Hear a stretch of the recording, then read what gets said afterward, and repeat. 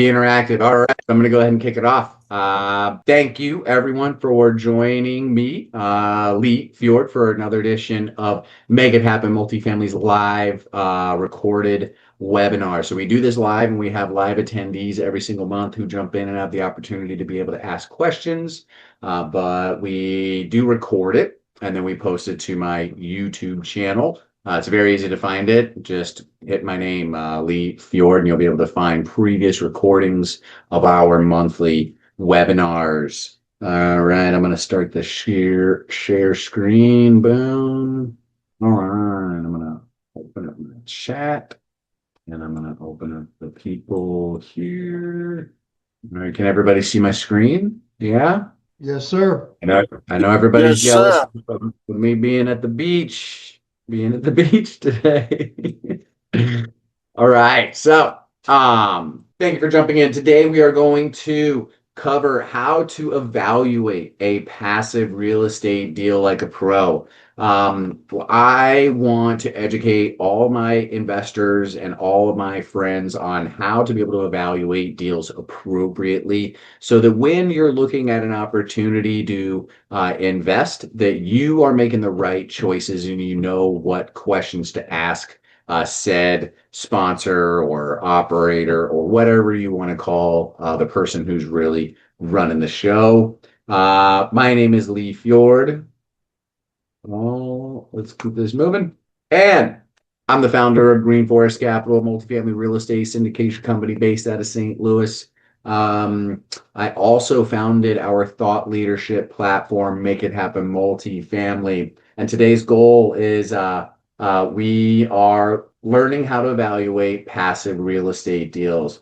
I like to add a little quote in the beginning of these webinars. The essence of investment management is the management of risks, not the management of returns. So what does that mean to me? That means that it's actually knowing what you're investing in and what risks you're investing in. So there is what would be commonly referred to as a risk-adjusted rate of return, right? You have something that has very low risk, would probably have very low returns. Something with very high risk would have very high returns. So if a sponsor, owner, operator, syndicator is telling you, we're going to have huge returns. Oh my God, it's amazing. Like I probably shouldn't even tell you how high they are. The returns are so high. It's amazing. This is the best investment you're ever going to have. We're going to have, we're going to 10x your money in 6 weeks, like that kind of thing. Red flag should just go off immediately because the higher the risk or the higher the returns, the higher the risk. A little bit about me. Started as a property manager in 2012, built a property management division of a real estate brokerage, became a broker at Marcus and Millichap. Started buying real estate in 2017. I bought my first duplex for $30,000. When I walked in the door and I was standing in the basement of a two-story building, you could see blue sky. That was my very first deal. Learned a lot of lessons along the way. Partnered with some amazing folks, and today I have now owned over 1,100 apartments and continue to acquire deals and have structured a new focus on acquiring newer assets closer to home here in the Missouri, Arkansas area. That's kind of the geographic focus that we're focusing on here. All right, so why does understanding a deal matter? Well, I didn't always underwrite in the way that I do right now. It was, no stress testing, no, there was no real like approach that was real, but I was also only investing with my own money, so I could choose to take risks. So I learned a lot of lessons in the very beginning of my real estate investing career. I learned, how to properly budget for CapEx, how to plan and prepare for surprises. I learned, and today every deal goes through a rigorous underwriting and due diligence process before we put the property under contract and or bring any other investors in along with us. All right. What's the message? Discipline is learned through pain. I have learned discipline and learned many lessons with pain, and now we have systemized the process of underwriting and evaluating and choosing our deals. We have established a four-pillar approach. So every deal must pass the four filters. It must cash flow. It must be 2000 or newer now at this point. We are willing to look at 90s, but we're not willing to look at anything older than anymore. And you need to look at the debt associated with the property. We do not do floating rate debt at all. We do not allow the market to adjust or to affect our business plan in any way. We will always do fixed rate loans. And in most cases, we're doing non-recourse agency loans as well. The operator, you need to evaluate the operator. You need to make sure this person has a history of success. This person needs to know how to operate a property like this. How many properties have you done like this in this same area? Show me your success. You have to make sure that it passes every one of these, or else just don't do the deal. Don't invest. Pillar number one. So market. Market is so key.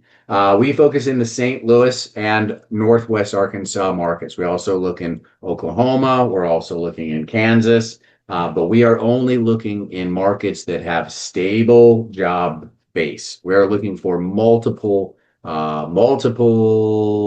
major employers within 10 miles of the property itself. We need to make sure that the median household income can afford our rents. We need to make sure that that can happen. We need to see predictable and consistent historic population growth in the area. And we need to see that there are strong rent to income ratios, like that average median household income to the in-place rent in the marketplace, or at least where there is for the property you're acquiring. So St. Louis is a perfect example of this.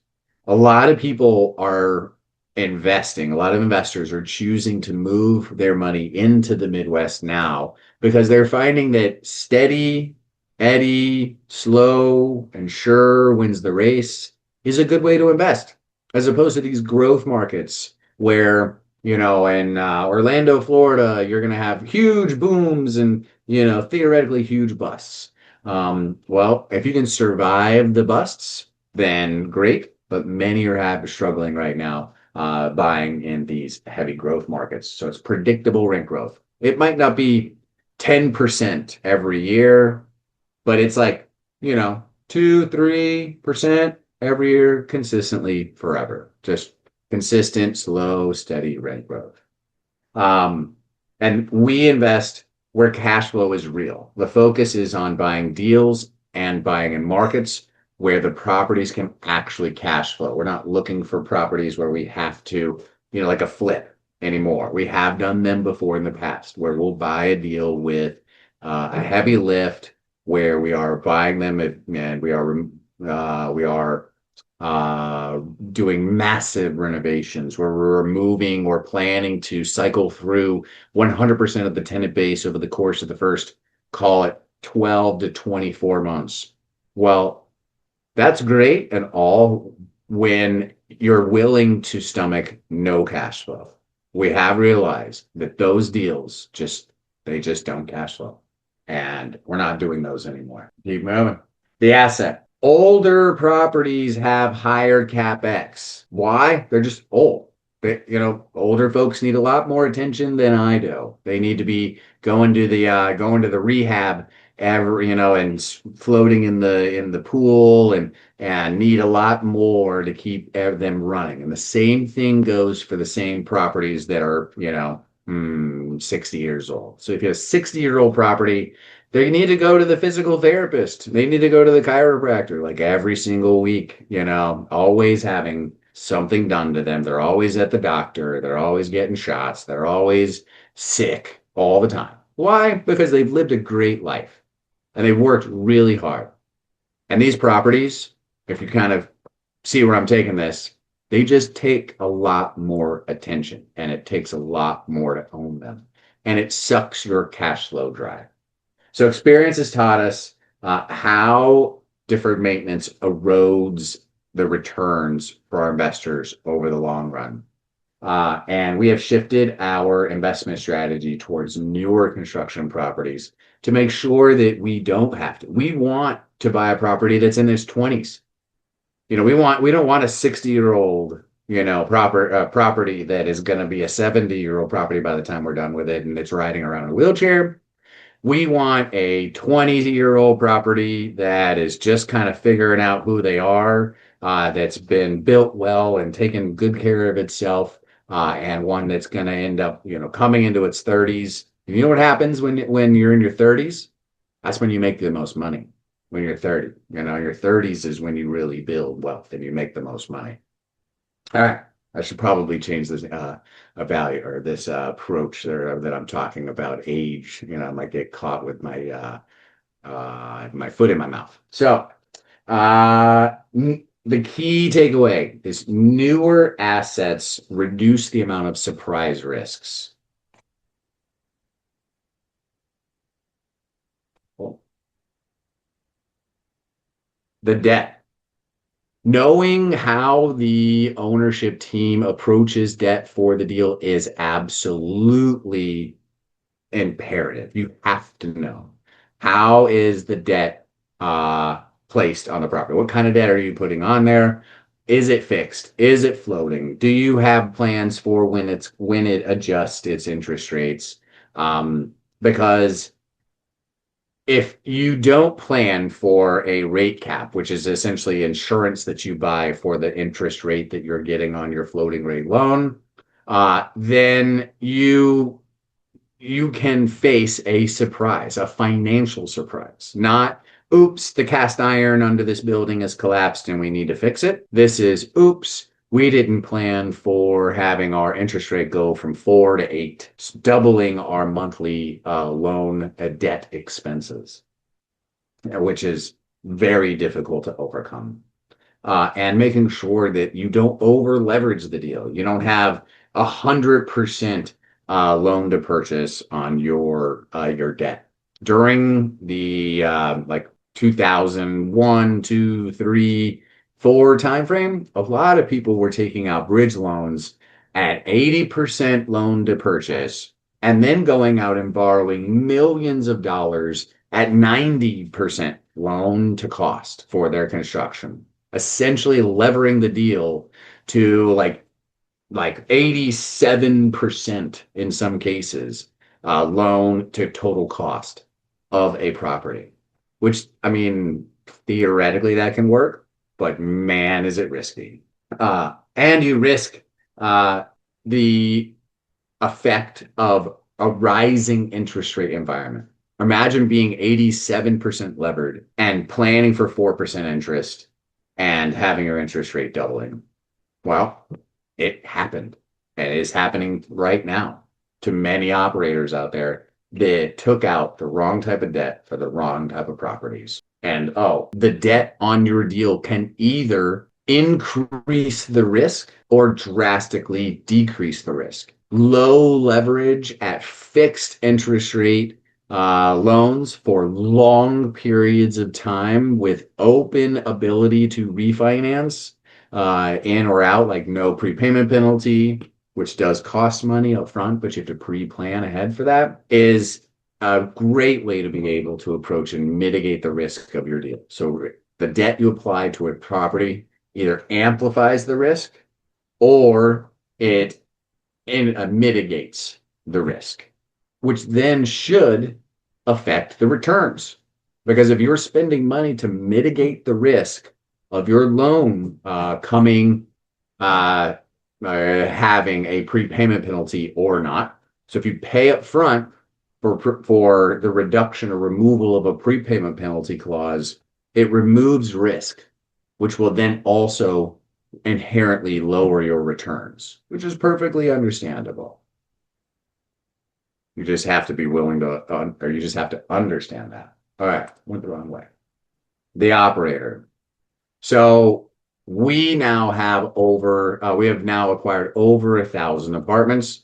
And operators that are seasoned and experienced really should be the only ones that you do business with when you're investing passively.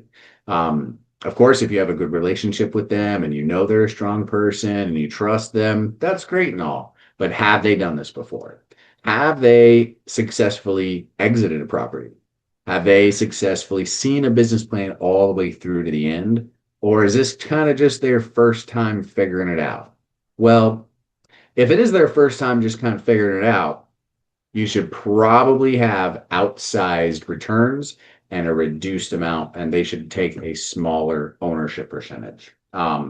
In-house property management. I'll tell you, we recently went vertically integrated with our property management, and I'll tell you that our vertically integrated properties average around, I'd call it 7 to 12% lower expenses on the property as a whole. I haven't quite figured it out exactly how or why, but I mean, I can tell you that it's lost in the middle. It's lost in the middle because the management company doesn't care about your money or your investors' money the same way that they care about their own money. And when they have an opportunity to receive a benefit from being a very large client of a like Lowe's or Home Depot or HD Supply, well, they receive let's just call it spiffs or large client benefits or a an additional they receive extra gift cards on the side. Well, do you think they pass those through to their clients? They don't. They take it because that's how they make money. They make money and they deserve to make money. But third party in-house property management or third party versus in-house property management, in-house will always run more efficiently as long as that person who's running that in-house vertically integrated property management company has high integrity and is passing every dollar potential savings and every bit of those spiffs directly back to the owner. I also find that many management companies are willing to spend money when it's not necessary.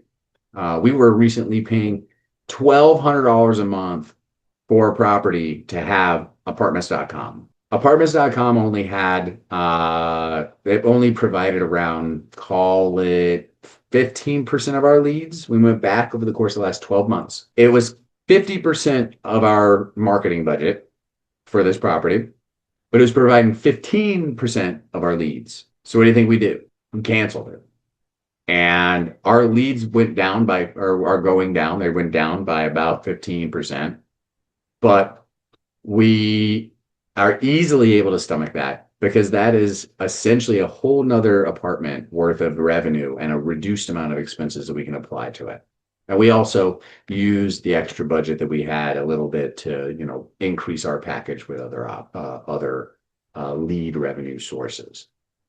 So look at every single dollar matters, and that's where the money's made in multifamily is cutting those expenses out wherever you can and making sure to collect every single dollar that you ever possibly could. All right. Which is essentially hands-on asset oversight and and in-depth involvement in the operations of the property. The next thing you want to see from an operator is transparent communication and alignment of incentives. We just talked about alignment of incentives, but transparent communication, making sure that all the investors are well aware about what's going on in the property, good, bad, or ugly, and make sure that they're aware of what the plan is about how that ugly thing is being addressed, or what the next phase of the good looks like, and how can we make it better. And that an operational oversight allows the execution, not outsourcing control. There are plenty of people out there who turn over the keys to their property to a third-party property management company and just say, good luck, let me know how it goes. That's not how I would recommend approaching it or investing your money because the returns just will never be quite as good as what you could have if you have dedicated in-house vertically integrated property management. All right.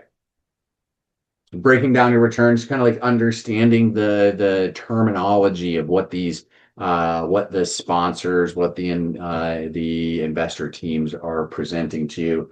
IRR, the internal rate of return, that's that like the time value of your money over the course of the investment period. A lot of the earnings are made on a flip in the very first short period of time of ownership. But the long-term ownership is how wealth is really built. Because you have to go and replace it if you're gonna do it. Equity multiple. That is every dollar you put in turns into $3 over a 10-year period. That is a 3x investment. Preferred return is when that is the return that a passive investor must receive before the active partners begin participating in the upside of the deal. All right. And risk adjusted rate of return. This is something that I want to focus on during today, or want you to focus on. The safer a deal, or the lower the returns, the safer a deal should be. And the higher the returns, the more risky the deal most likely is. So if it has high returns, it probably is a risky deal. And you need to deep dive in those deals even further than you normally would another deal that might have lower returns. But in all cases, you need to make sure it applies to all of the pillars we talked about before. Stress testing. So before we invest and before you should invest in anybody else's deal, you should stress test the deal. You should find ways to make it not work. Like what happens when your bridge debt goes from 4 to 8? The deal breaks, the property is insolvent, the income cannot overcome the NOI eventually becomes negative. Like eventually, well, actually, the NOI does negative essentially, but your total ability to service debt after debt service, it can become negative if your debt expense over exceeds your NOI. And then you're paying out of your own pocket to just keep the deal alive and pay the bank for the right to own the property. Making sure that those are approached and understood by you. How does the underwriting actually work? Underwriting slower rent growth projections. In some markets like Orlando, people were underwriting to like 7% rent growth because they had 7% rent growth because population was extremely high, growing, rent growth, rent growth, rent growth. Well, it's like it becomes a bell curve. And if it slows down even a little bit in the middle of your bell curve, and you have one of these, it really messes up your entire overall arching business plan of returns. Understanding how your cap rate assumptions are. So if it's a longer term deal, the exit cap rate should be expanded much larger than if it's a shorter term. But understanding what the market cap rate is and making sure that you estimate appropriately and conservatively what that could look like in the future. Occupancy dips. This is a really big thing that happens with heavy lift deals in markets where someone buys an older deal and they're going to put millions of dollars into it, and we're going to improve all the apartments, and don't worry, it's going to be great, and we're going to lease all of them overnight. Well, guess what? There's construction delays. There's seasonality of lease up or leasing. There's leasing season. You might have all the units ready to go, but they're all ready to go on November 1st. I can tell you, between November 1st and February, 1st, there's not a lot of leasing happening in most places, certainly not in the Midwest. So, those kind of things have to be understood, and you need to be able to break the deal, stress test this deal to know, so what happens if leasing season doesn't go quite your way, or your construction is delayed, or so on and so forth. So, at the end of the day, the key message is plan for resistance and not perfection. And these can all be approached. You can make any spreadsheet look good, but it really comes down to the operator. Can the operator themselves perform? What are they willing and able to do if construction is delayed, if leasing up isn't going well, if, XYZ were to occur? What are they going to do about it? Red flags. Avoid aggressive rent growth assumptions. 7% in Orlando for the next 5 years. If you do the math, of course it's going to make any deal look good. Any deal looks good at 7% rent growth year over year over year over year for 5 years. I mean, I mean, I don't have the exact number, but that sounds like 50%. That sounds like rents going from 1,000 to 1,500 over the course of a 5 year period. Like, can it happen? Theoretically. Is it extremely risky? Oh my gosh, yes. Thin reserves, not being prepared for rainy days or for unexpected capex expenses. It happens. And if they have thin reserves on their balance sheet at closing and they can't survive more than 2 months without, having the property at 95% or higher occupancy, well, if you're at a heavy lift and you're kicking half of your tenants out in the first year, well, man, I'll tell you, your average occupancy is not going to be 95%. It's just not. No pref. I mean, if there is no investor incentivized return, like a preferred return, then I would highly question that deal overall. Overly aggressive refinance projections. So if they are projecting a refinance 18 months into the deal, like we're going to go in, we're going to spend all this money, we're going to kick everybody out. Don't worry, there's still going to be cash flow. And then we're going to refinance and everybody's going to get their money 18 months later. Well, I mean, that feels aggressive. We plan for longer time frames when we do plan for refinances. And when we do, we base it on conservative assumptions for cap rate and valuation. And we explain to our investors, it could be, we're planning for 5 years. It could be sooner, but the plan is 5 years. Why do we know 5 years? Because our loan is 5 years and we're going to have to refinance it 5 years anyways. It's a 10-year hold. So that's our plan. Plan is 5 years. If you're not cool with waiting 5 years, then this might not be the deal for you. Front-loaded sponsor compensation. So when sponsors take massive fees on closing day, or when they're taking massive asset management fees along the way, or they're taking their fees when they're not doing distributions, that is red flags all over the place. Conservative versus aggressive. I mean, you've got two, we're trying to compare two deals here. You've got a 20% IRR floating rate, 85% loan to value with aggressive rent growth. Yeah, all right. 20% IRR. That sounds great. Love that. Floating rate debt sounds kind of risky. 85% loan to value leverage, only 15% equity in the deal. Also sounds sounds a little aggressive. And rent growth of 7% annually for the next 5 years. Wow, okay. 20% is starting to sound like a low amount of return for this investment. Deal B, 16% IRR. That's like your time value of money returned. Fixed rate debt, 65 to 70% loan to value. And like, let's just call it a 2% rent growth assumption over the course of the next 5 years. I'll tell you, that's sounding a lot more of a bet, like a lot better return or risk-adjusted rate of return of 16% versus 20% with the other deal.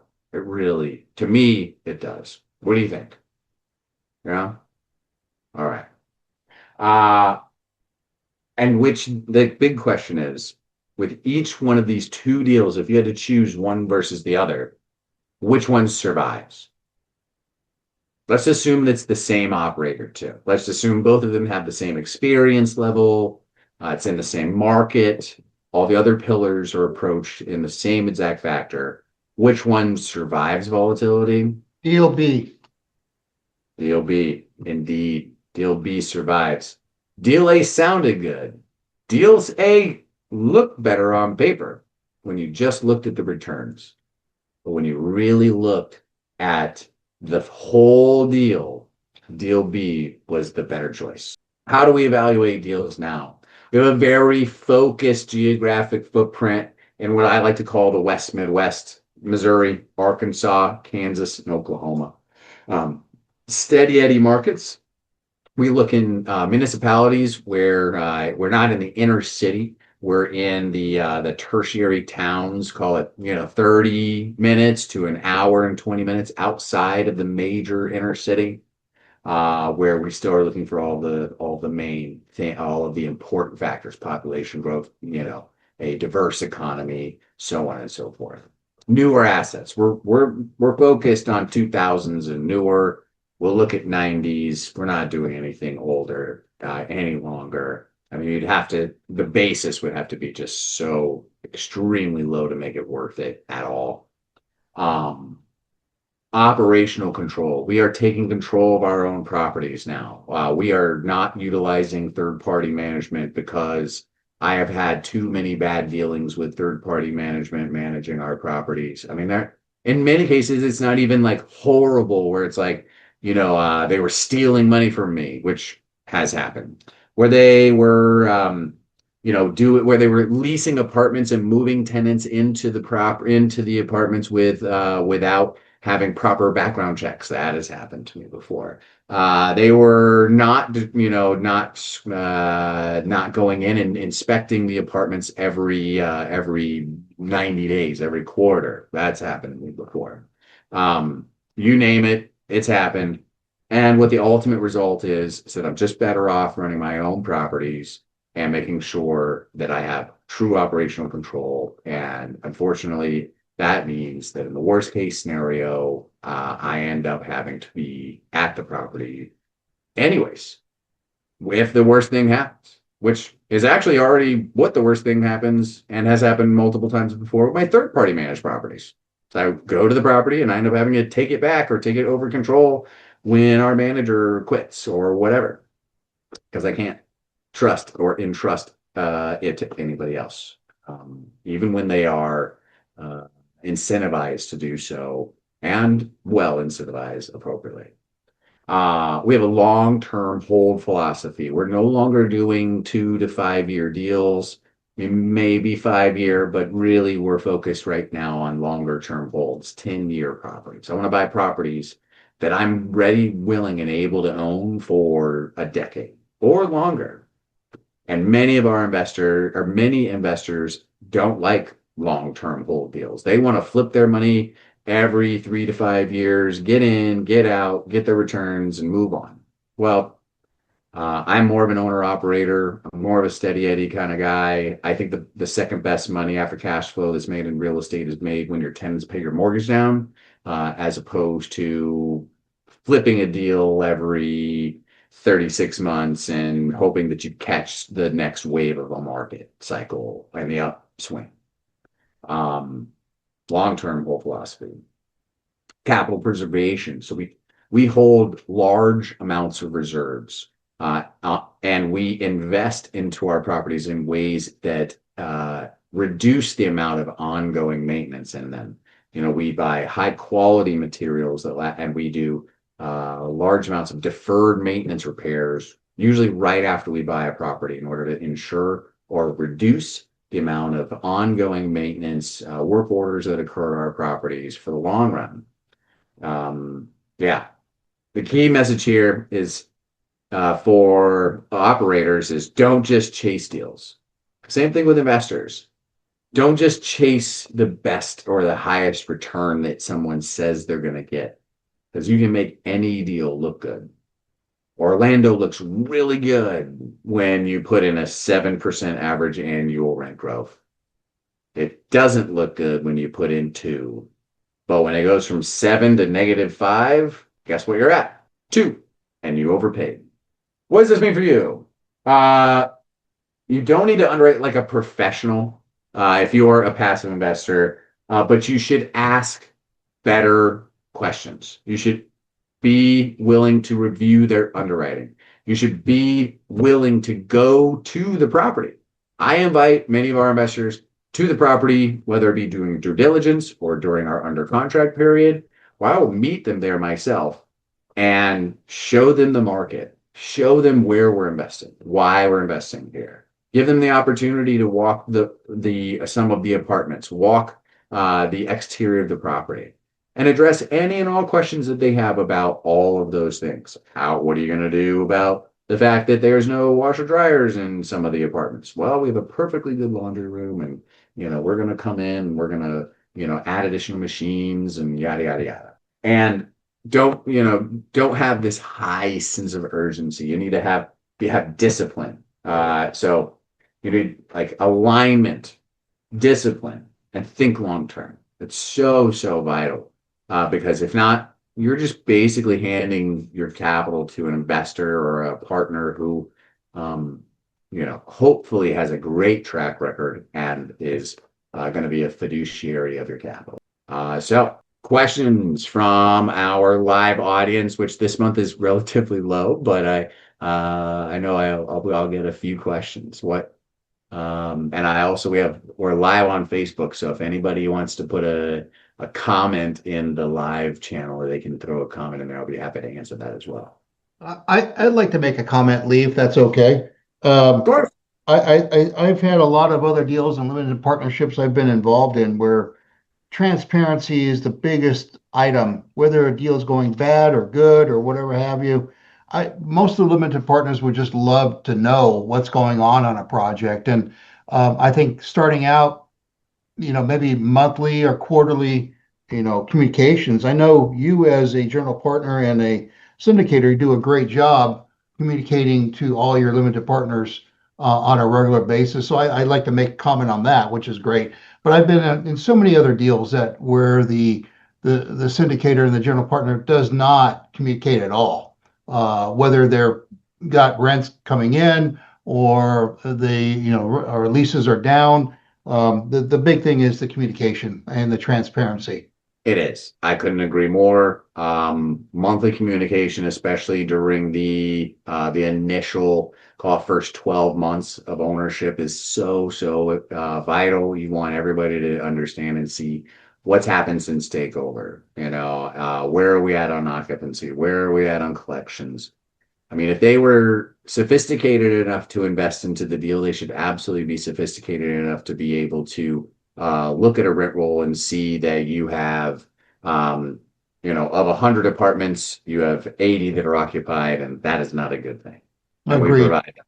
Yeah, yeah, and direct contact with all of our investors. Every investor has my phone number, email address as well. When they reply asking questions to our newsletters, we answer them right away. And I love when I get phone calls from them. I love when I get phone calls that say, "Hey, I haven't heard anything. What's going on?" And I go, "Oh my gosh." And then I look and they changed their email, and their original email was jsmith@yahoo.com, and now they use like j.smith@gmail. I go, "Oh, I apologize, or I didn't get the message that you changed your email. Let's go in to update your contact info."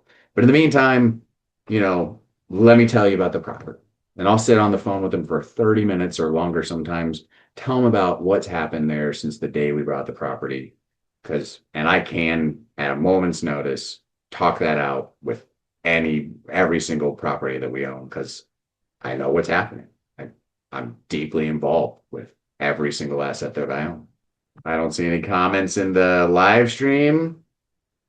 An opportunity for questions still. Going once, going twice.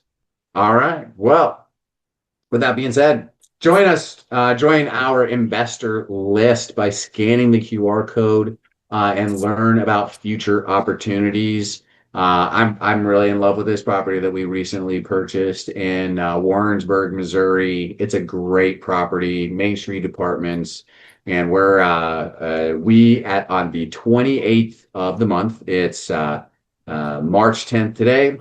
On the 28th of February, I'm happy to say we were 100% occupied and we were 100% collected. I don't know if I've ever been 100% occupied and 100% collected, even for a single day at any of my properties in my entire career, but I can say that now. And I'll tell you, it comes from dedicated focus by my team, my partners, and our property manager who directly reports to us directly. There's no middleman, and he is financially incentivized to get to that number. And he got a nice sweet bonus for being so highly occupied at the end of the month. Yes, we did have two people that moved out the next day, but that still only dropped us down to 97. So yeah, scan the QR code, schedule a call, join our investor list. I'd love to have a chat with you, talk about future opportunities to partner, invest with Green Forest Capital, or answer any questions you want. If you're an active investor as well, I would love to help. I am a go-giver. I love to be able to help and add value to anybody. So, and this is the reason why I do these things. I do this every month, uh, not because I love looking myself in the camera, but because my wife just told me it's because I do like seeing myself in the camera. I mean, I like seeing myself at the beach, but I actually do it to be able to create new relationships and new friends and add value. I really do. So please do. Very few people actually take me up on the offer for the phone call. Would love to help you in any way that I can. I ask nothing in return. I will ask, if you want to invest, but it's a soft ask. And if the answer is no, then that's okay. I mean, that's just kind of how it goes. So please do. And sign up for future webinars. And I hope to see you in person at our monthly live events for Make It Happen Multifamily here in St. Louis. Every second Thursday of the month, we do an event called Tours and Pours, where we tour a property, learn from an owner right there on site at their commercial multifamily. And that's it. Thank you again, everyone, for tuning in. And I hope to see you again next month. Thank Thank you, you, Lee. Lee. Yeah. Thank you. All Bye, right. everyone. Bye.